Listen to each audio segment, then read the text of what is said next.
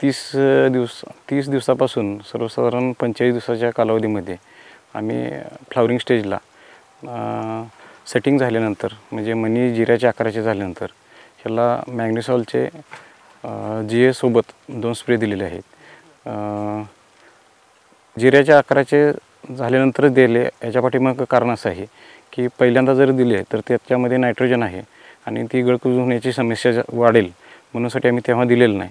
तर जिऱ्याच्या आकारापासून नंतर देण्यापाठीमागं हा उद्देश होता की प्राणाला जास्त ग्रीनरी यावी किंवा प्राणाची सेड चांगली हिरवी उठून दिसावी म्हणूनसाठी किंवा पानाची साईज मोठी व्हावी आणि मण्यामध्ये लांबी वाढावी याच्यासाठी आम्ही मॅग्नेसॉल सर्वसाधारण 30 ते 45 दिवसांमध्ये 2 स्प्रे आम्ही याचे काढलेले आहेत जिऱ्याच्या आकाराच्या मण्याच्या नंतर। मग ड्रीपमधून पण याला एकरी 5-5 किलो मॅग्नेसॉल आम्ही दिलेलं आहे। आम्ही या बागेला सर्वसाधारण एकरी 30 किलोच्या आसपास फॉस्फरिक दिलेलं आहे।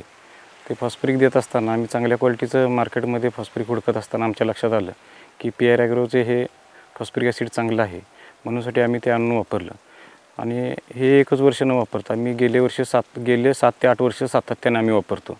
त्याच्यामुळं ड्रीपमधून त्याचं ॲप्लिकेशन एकरी 3 किलोच्या आसपास केल्यामुळं त्याचं पिकांना जास्त उपलब्धता होते किंवा खनिज द्रव्यांची उपलब्धता जास्त होते मोठ्या प्रमाणामध्ये।